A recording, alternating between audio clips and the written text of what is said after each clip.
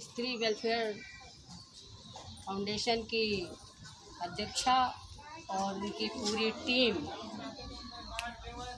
एक महत्वपूर्ण कार्य का आयोजन किया है और आप सबके बीच में आने का हमें भी अवसर दिया है। सबसे बड़ी चीज़ है कि जो आप सबके अंदर भ्रांतियां पैदा हो रही हैं उनको किस तरह से दूर किया जाए और वैक्सीन आपको लग जाए और इस वैक्सीन से आपका जीवन सुरक्षित हो जाए, उसके जन जागरण के लिए ये सोसाइटी काम कर रही है। जगह जगह पर ऐसे ही मातृशक्ति और जो हमारे जन लोग हैं उनको जागरूक करने के लिए वैक्सीन क्यों लगवाना है और ये हमारे लिए क्यों आवश्यक है, ये थोड़ा सा आपको समझना है। और रही बात ये कि इससे लोग मर रहे हैं, ऐसी भ्रांतियाँ फैली हुई हैं समाज के अंदर बहुत ज़्यादा अधिक, और आप लोग उसी के एक पहलू हैं जो उस चीज़ को मान रहे हैं कि इससे बहुत बड़ी दुर्घटनाएं हो रही हैं वैक्सीन लेने से, इसलिए आप नहीं लगवा रहे हैं। और कोई बात नहीं है, केवल एक ही बात है कि इससे लोग मर रहे हैं वैक्सीन लगवाने से। तो सबसे पहले आज हम आपको बिल्कुल आश्वस्त कर दें और ये भी कह दें कि यदि आप किसी स्टाम्प पेपर पर या किसी कोर्ट कचहरी वकील के माध्यम से आप लिखवा करके लेना चाहें तो हम स्वयं और हमारी संस्था जो नीलू की है ये सब आपको ये प्रमाणित करके लिख करके देने को तैयार है कि वैक्सीन से कोई भी अगर घटना आपके परिवार में हो जाती है, जांच के उपरांत यदि आपने वैक्सीन लिया और जांच की गई और उसमें ये पाया गया कि नहीं आपको इस वैक्सीन से आपकी दुर्घटना हो गई है, मौत हो गई है, तो पूरी जिम्मेदारी पूरे परिवार को लेने के लिए हम सब तैयार हैं और सरकार से भी आपकी बात करने के लिए तैयार रहेंगे।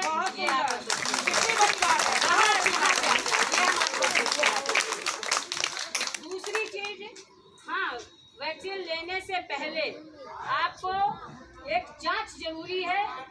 जिन लोगों में बहुत हाई डोज शराब लेने की आदत है, जिनको बहुत लंबे समय से कोई बीमारी है, वो काफ़ी दिनों से बीमार, चाहे मातृशक्ति में हो और या पुरुष भाइयों में हो, अगर कोई 6 महीने साल भर से ऐसी बीमारी से ग्रसित है जिसको परमानेंट इलाज उसका हो रहा है डॉक्टर के द्वारा, वो इस वैक्सीन को अभी ना ले।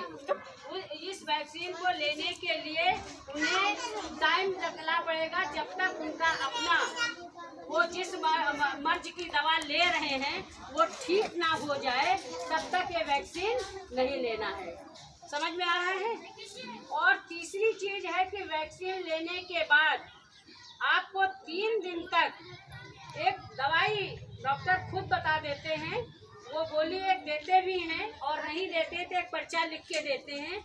आपको 3 दिन तक सुबह और शाम उस गोली को खाना रहता है वैक्सीन लेने के बाद, ठीक है। यदि आपको बुखार आता है तो, बुखार नहीं आता है तो उसकी जरूरत नहीं है।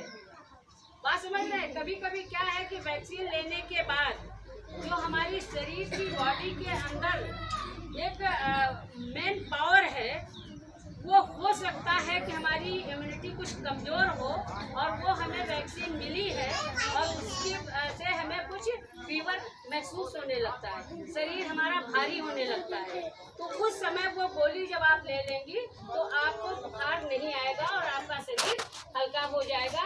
यदि ये प्रिकॉशन रख करके हम वैक्सीन लगा रहे हैं तो आपको कहीं से कोई दिक्कत नहीं। यहाँ पर आपके पास जितने लोग हम सब दिखाई दे रहे हैं, सबने अपनी दोनों की डोज ले चुके हैं। वैक्सीन हम भी लगवाया है और जब शुरुआत हुई थी वैक्सीन की तभी लगाया था, और आज आपके सामने उसी तरह से हैं जिस तरह से आप पहले हम थी उसी तरह से भी है। तो ये कहीं से आपको डरने की आवश्यकता नहीं है कि वैक्सीन की वजह से हमारी मृत्यु हो रही है। ये भय कुछ हमारे अराजक तत्वों को कहा जाए जो राजनीतिक क्षेत्र में है, और वो एक ऐसी मतलब कहा जाए कि भ्रांति फैलाते हैं कि ताकि सरकार को बदनाम करने के लिए, व्यक्ति को नहीं। व्यक्ति का नुकसान देखिए, आप वैक्सीन लगाएंगी तो भी सरकार को आपको कुछ ना कुछ लाभ देना है, और नहीं लगवाएंगी तो भी जो देना है वो देगी। लेकिन स्वास्थ्य किसका खराब होगा? यदि फिर से कोई ऐसी बीमारी आ गई और हम ये टीका नहीं लगवाएं या वैक्सीन हमने नहीं लिया तो कौन प्रभावित होगा? आप ही प्रभावित होंगी, हम सब प्रभावित होंगे। क्योंकि आप अगर हमारी मूल संपत्ति हैं, हमारे देश के, हमारे राष्ट्र के, हमारे समाज के, हमारे परिवार की, इसलिए हम सब ये चाहते हैं कि आपका कहीं से भी कोई नुकसान ना होने पाए, कोई शारीरिक, आर्थिक किसी तरह का आपको नुकसान ना होने पाए।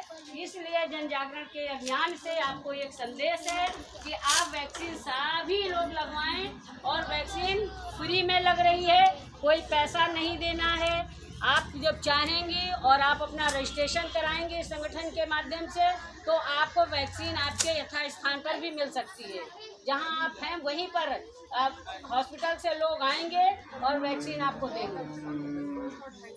जब तक कि हाँ संख्या जैसे कि जब रजिस्ट्रेशन आप करा लेंगी 200 से कम ऊपर होंगे लोग, तो सरकार से आपकी व्यवस्थाएं बन जाएंगी। यहीं पर आपको हम लोगों के द्वारा संपर्क करें, हाँ, हम लोग उनका रजिस्ट्रेशन कर दे रहे हैं। ठीक है ना? नहीं, आप रजिस्ट्रेशन बस अपना नाम लिखवाना है, गांव का नाम लिखाना, उम्र लिखानी है, किसी तरह के हमें बीमारी नहीं है वो आपको लिखवाना है। यदि बीमार है तो वो अभी वे वैक्सीन नहीं लेंगे। जैसे कि उधर एक बहन बैठी है, उन्होंने कहा कि वो 2 बार हॉस्पिटल गई, हाँ, लेकिन उनका रजिस्ट्रेशन नहीं हुआ। जो भी पहले यहाँ पे सक्षम नहीं है रजिस्ट्रेशन के लिए, कहीं जाने में आने में, जैसे पुरुष भाई सक्षम नहीं है, तो वो हम लोगों के द्वारा आपका रजिस्ट्रेशन करवा सकते हैं। आपको किसी तरह की दिक्कत अगर इस तरह की होती है कि आप रजिस्ट्रेशन नहीं करा पा आपका हो पा रहा है, तो ये सोसाइटी भी आपकी पूरी मदद करेगी। तो आप ये बताइए आपको और क्या भय है? भी इतना पहले बताइए आपको और क्या भय है? ये आपको जो वैक्सीन ना लेने से क्या डर है? आप बताएंगे तभी हम और कोई डर नहीं, तो क्या वैक्सीन आप लगवाएंगी? आप वैक्सीन लगवाएंगी? कितने लोग सहमत है हमारी आज की इस वार्ता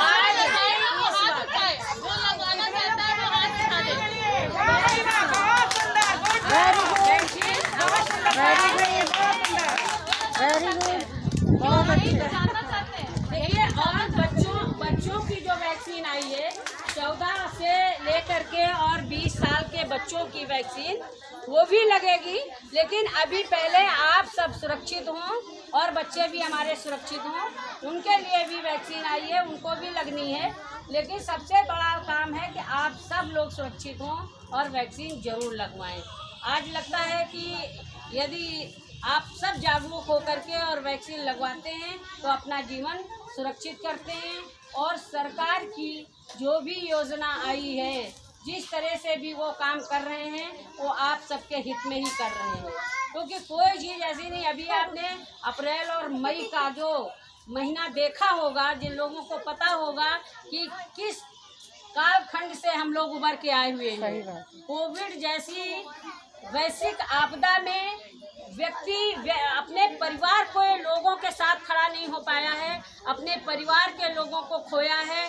पिता पुत्र की चिंता नहीं कर पाए, पति पत्नी की चिंता नहीं कर पाए, पत्नी पति की चिंता नहीं कर पाए, और यहाँ तक कि अंतिम जो संस्कार होता है उसमें भी अपनी सहभागिता नहीं कर पाए हैं।